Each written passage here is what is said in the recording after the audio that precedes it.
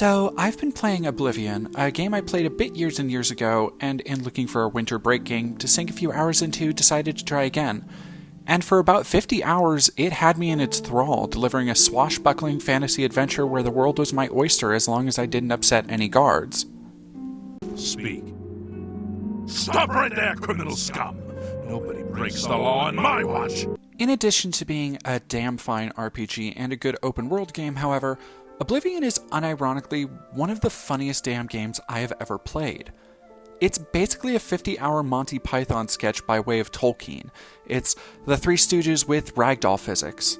This is a game where you randomly get into sword fights with bears that animate like broken 1970s Disneyland animatronics, and when they're defeated they flop around like a bendy tube man in a discount car lot. Most battles with more than 2 enemies will see you being jostled around like a 7th grader in their first mosh pit, while you flail to attack anything in range with the accuracy of Stevie Wonder attacking a piñata. Even traps and the game's physics are completely borked. It doesn't matter if you can manhandle ancient gods and demon sorcerers, make a wrong move and a log trap will end you prematurely. No matter what class you play or choices you make, your character is likely to be a potion-addled narcoleptic who walks around with their pockets full of ladles and cheese wheels.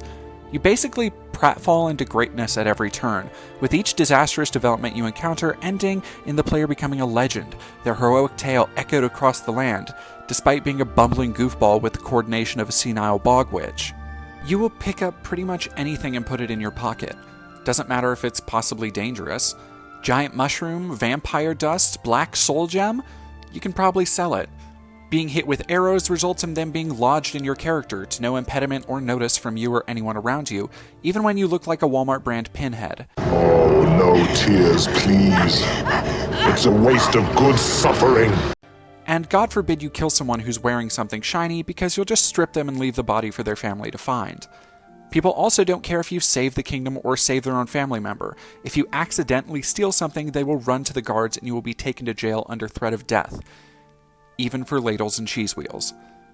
Needless to say, Oblivion is a game that doesn't really take itself too seriously. That's not to say it doesn't commit to telling some epic yarns full of political intrigue, prophecy, and heaps of other well-trod fantasy fodder. It has all of that in spades. It just doesn't go out of its way to emotionally manipulate the player with deaths, betrayals, and monologues. There are twists in characters you may even like and grow attached to. Overall, the writing is completely serviceable and occasionally even memorable compared to modern games. Skyrim and the Bethesda Fallout games have these and more incidental moments of comedy, but with Fallout's morality system and the increased breadth of Skyrim's role-playing elements and exploration, the inherent ridiculousness of the game's proceedings are a bit better obscured to the player. With a more lithe frame, Oblivion's hijinks are laid bare for the player to gawk at and laugh with at every turn. It's not just a game where the comedy is incidental, it's also a game that necessitates rampant buffoonery on your part if you want to play it optimally. Many quests revolve around meeting people at a specific time or place, meaning that the wait function can see your character simply waiting in one spot for sometimes 23 hours at a time before anyone comes along and snaps you out of your fugue state to continue a quest. Regardless of the choices you make, your character is a socially maladjusted weirdo who simply cannot wait until someone is awake to continue a quest. And because the game needs to accommodate the player, you can go into anyone's house at any time, wake them up, and they will react like it's the most normal thing that somebody can do.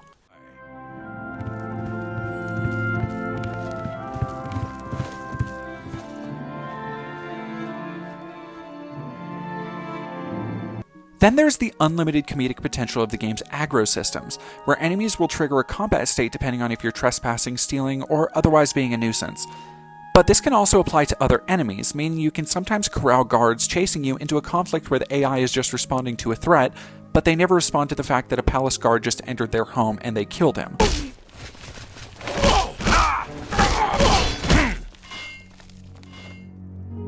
I'm Vanton Sintav. Castius, Baron, and me got this house from Uncle Inu. Nice, huh? Likewise, there's no penalty for them, unlike the player, because why would there be? Speaking of the guards, there's a reason that the stolen goods Oblivion meme is so prolific, because you are guaranteed to be stopped multiple times on a playthrough for stealing something. Partly because stealing is so easy. Sometimes you'll just pick up a ladle or something accidentally in the wrong part of town, and before you can even examine it, a guard will whoosh over to you and say that you have to pay the fine or resist arrest. It's not often clear if you're in a place that's okay for you to steal from, so sometimes you'll just go over and take something on instinct, only for someone to scream thief and run out of the room to get the cavalry. Like, bro, what were you using those trousers for? Look at this place, you're not inviting any fair maidens over anytime soon, no reason to worry about impressing them. This happens all the time in the Thieves Guild questline especially. Because I save constantly, it was never really a problem.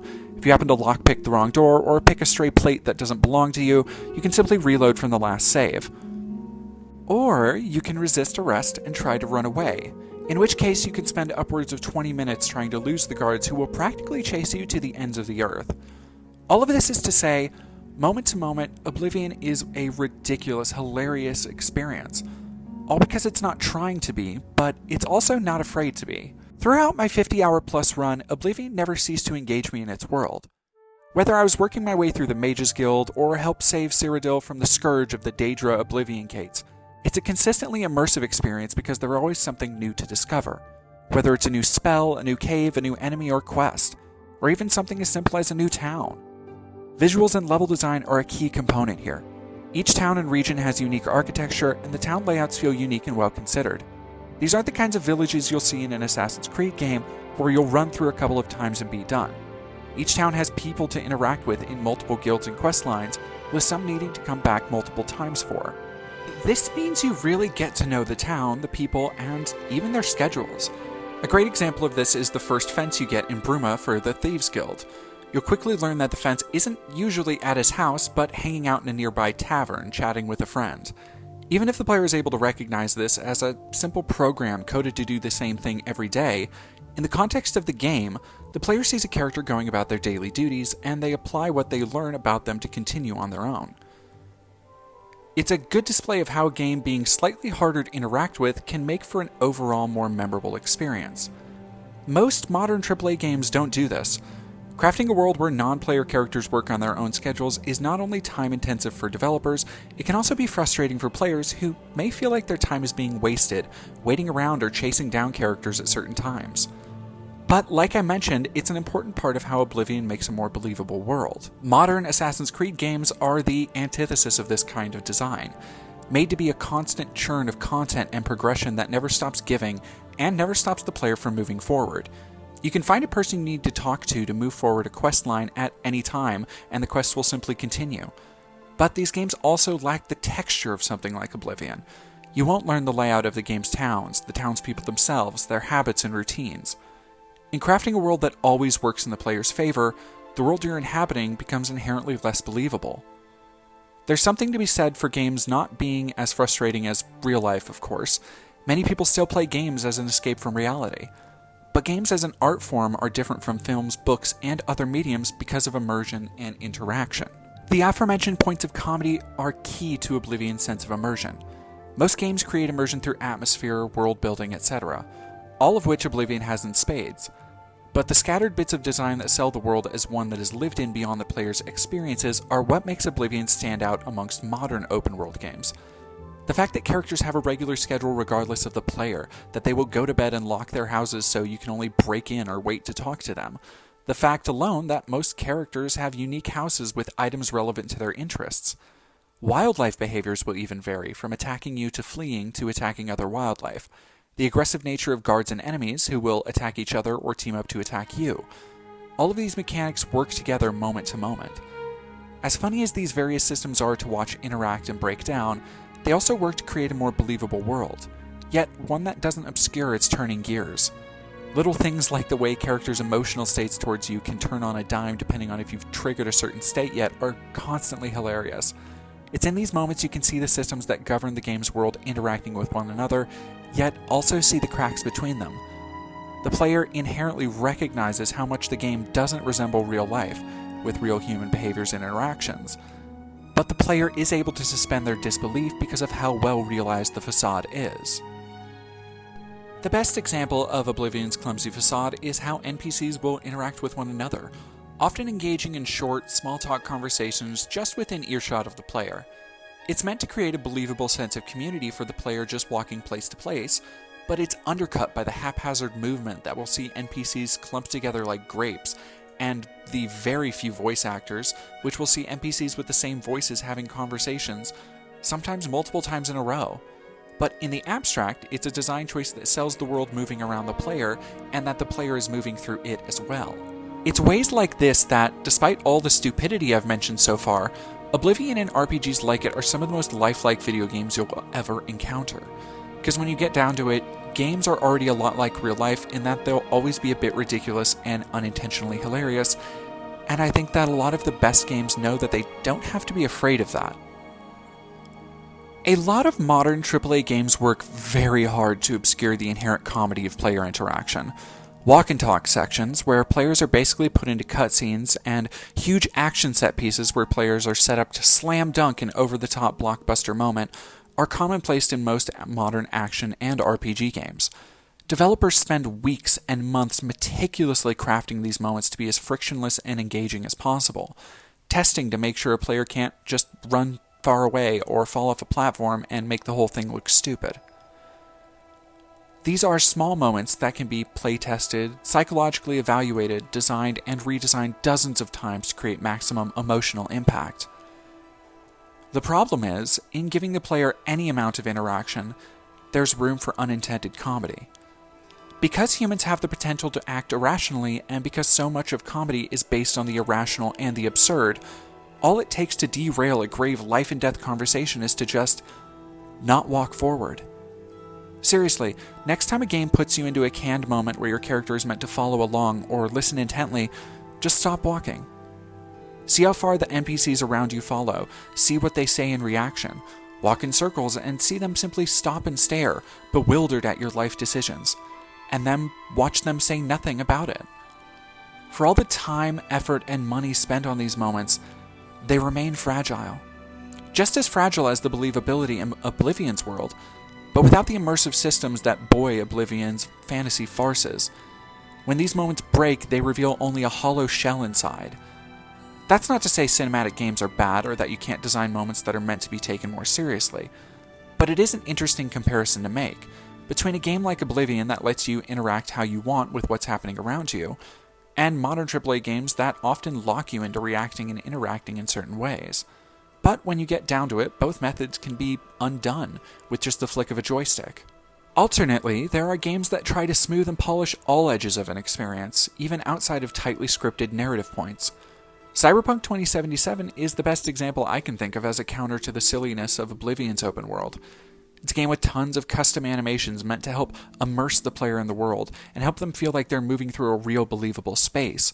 There are dozens and dozens of NPCs with unique voices, faces, and appearances. There are, like Oblivion, RPG systems that players can upgrade to be able to better navigate and combat the challenges of the game. But unlike Oblivion, Cyberpunk seems dedicated to creating a world where the immersion never shifts. And because of the sheer scope of the game, it can't help but break all the damn time. Cyberpunk is a famously buggy game. It doesn't run great. The systems that hold it up, like the police, are thin in comparison to contemporaries like Grand Theft Auto, and much of this has to do with the game's notoriously troubled development.